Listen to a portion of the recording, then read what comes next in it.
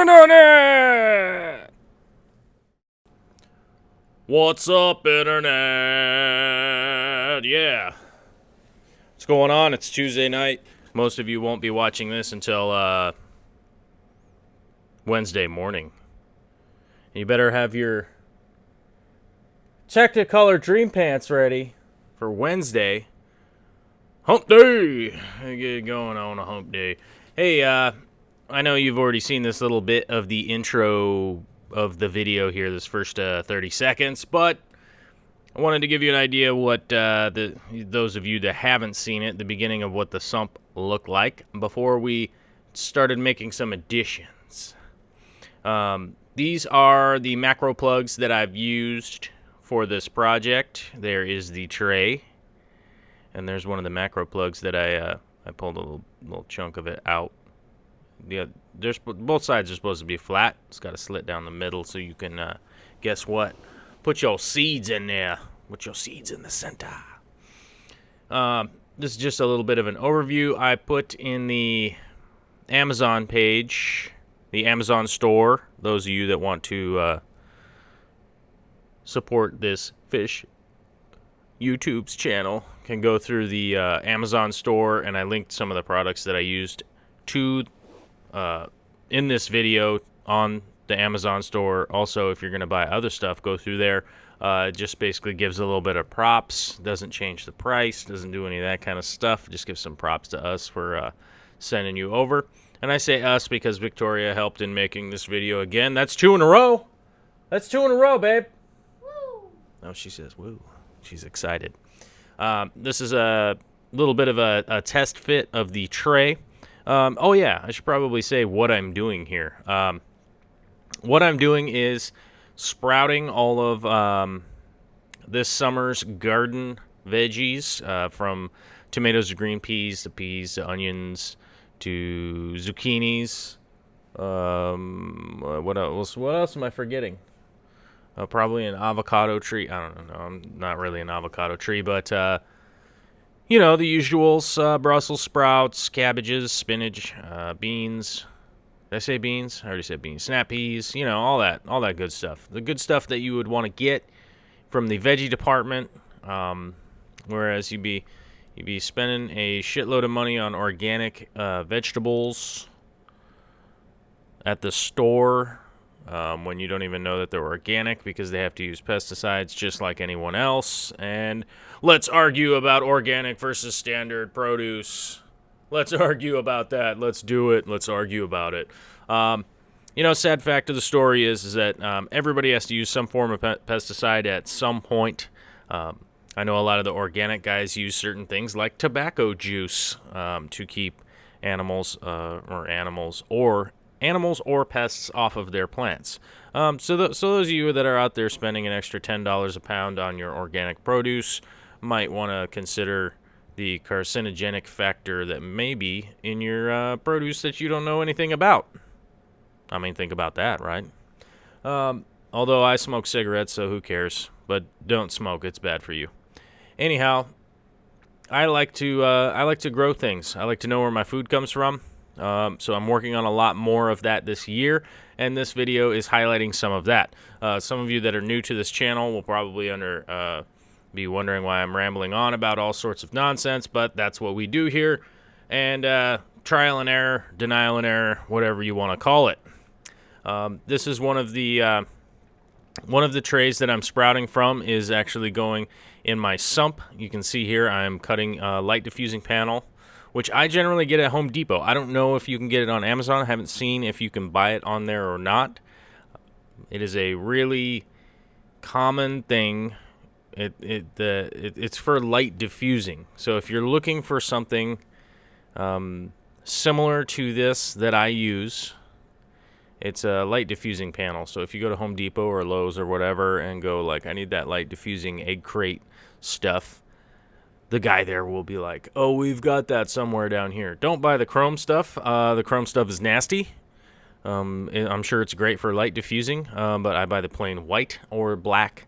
But the chrome one, whenever I've seemed to have trimmed it or cut it down at all, that little chrome stuff flakes off and ends up Well, at the very least, all over your fingers and all over the place, and most likely into your fish tank or hydroponics or aquaponics or whatever you're going to be using or however you're going to be doing this.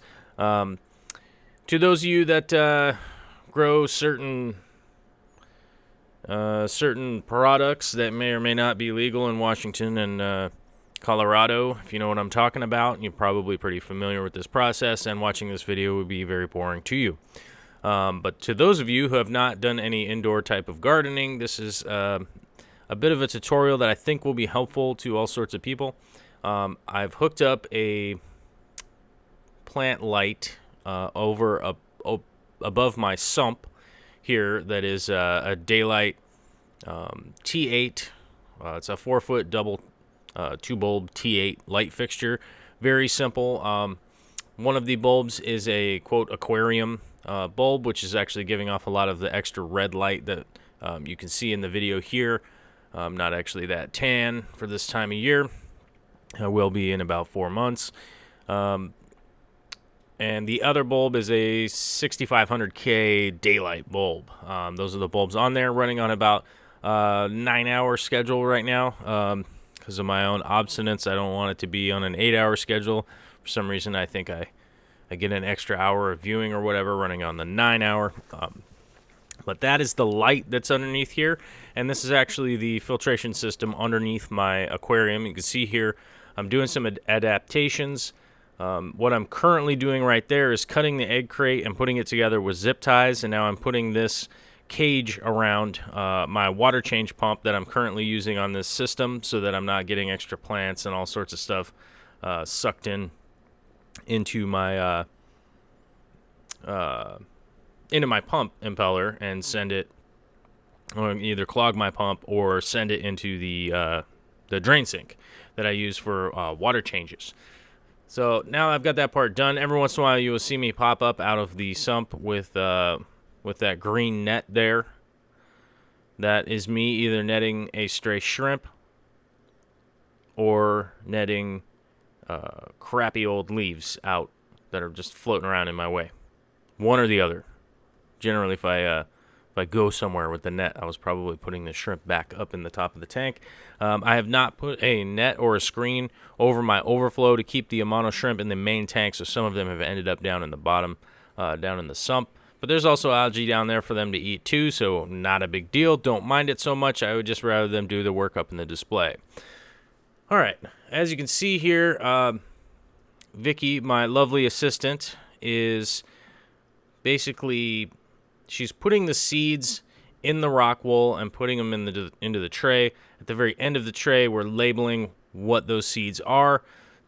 To be honest, remember to label whatever it is you're sprouting. A lot of plants look very similar when they're just these little 1-inch, 2-inch sprouts. And it can become very confusing when they've sprouted and lost their seed casing.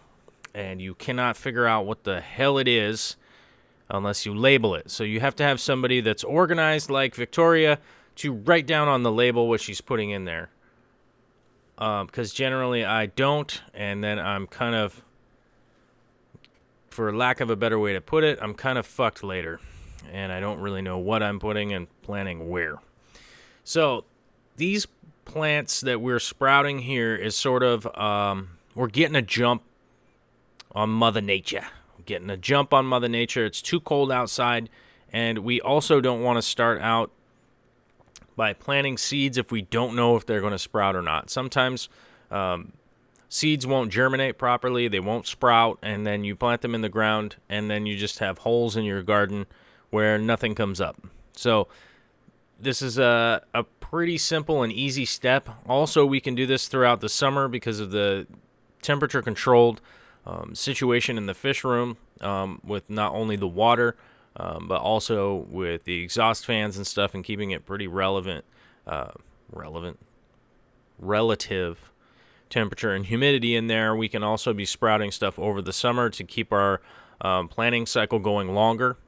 So we have things that will be fruiting later into the season than just having, a one-run or a 2 run-on plants. We want to try to get at least 3 or 4 cycles out of our garden this year. We're in the process of building the greenhouse. You guys know I've talked about the greenhouse over and over and over again, and the plans have always kind of been in the works, and every time it just gets pushed way to the back burner because other projects come up and have been more important. We have plans on trying to get some greenhouses done. Then again, we might move to the moon, and then we'll have to be doing excavation on the moon, changing the whole game, freaking people out, living on the moon. We might move to the moon. But once we've got everything sprouted here, we can start moving things out into our garden. We've already built 4 of the grow beds. We're actually going to be building some more. We were going to shoot some video on it, but we had sideways rain and ridiculous weather outside when we were doing that, so we didn't get to shooting just because of waterlogged cameras and all that kind of stuff, and we could have got the GoPros out, but for what we were doing, it's like, do you really want to watch a 10-minute video of somebody shoveling dirt into a wheelbarrow? And it just didn't seem like that big of a deal at the time, and we'll be shooting some of that later on. There's the subscribe. It came. Oh, the subscribe thing came. Very important. So back to what I'm doing here in the sump with the egg crate. I'm basically cordoning off areas where I have my aquatic plants to keep them separated out and not being completely covered of light from the sprout tray that is up above, that is elevated up above. Obviously, I had to make another few modifications to my cage. Was too large. And you can see I'm pushing all the aquatic plants to the back. That's where I'm going to be keeping them back there, because there's enough light and into the back of the tank there that's going to be allowing those plants to not necessarily grow or do anything crazy, but it's definitely a holding area for them. All the excess plants that I have for some new aquascapes coming up. Those of you that don't know what aquascapes means, that means look at some of the other videos on here that I have. That's basically growing your fish aquarium with live plants and setting them up in an aesthetic way that people really jive on, man. You know what I'm saying? You know what I'm saying? When it's late night and you're just kind of staring into your fish tank and thinking about like you should be meditating right now, but you can't close your eyes because the shit's so beautiful. That's what I'm talking about. That's why I don't even do drugs anymore, man. That's why I'm sober, because I'm fucking out of my mind. Staring into fish tanks and losing my shit. Anyhow, as you can see here, I had a box that was built out of that egg crate that's going to hold everything up. Comment and stuff. That's always good. It's going to hold it up high enough so that it's not completely submerged underneath the water. You'll be able to see here a little bit later, a couple, 20 seconds from now. I had to actually elevate the tray a little bit. Luckily, the sump that I have here is, so that chamber right here in the middle with all the egg crate and nonsense going on is 22 inches, which happens to be slightly bigger than most of these standard sprout trays that are out there. They're just right at a little bit over 21 inches for whatever reason. I don't know why. That's just what size they are. But if your tray is too big, feel free to cut it down to size and get it in there and get your plants sprouted, because this really is something that will help out with increasing the productivity of your garden and decreasing your, I don't know, I guess disappointment is the right word maybe.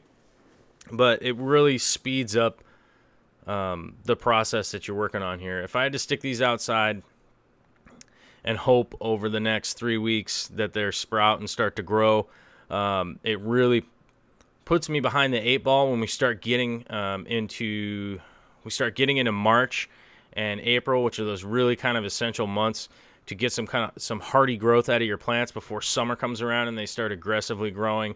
It's just really important to get a little bit of a jump on what's going on. And of course, right now it's still getting down to about 38 degrees at night often, and a freeze could be coming soon. But I've rambled on for about 14 minutes on what's going on here. So check out the Amazon page. Go ahead and subscribe if you ain't subscribed. And hope you all have a lovely Wednesday. All right. Later, man.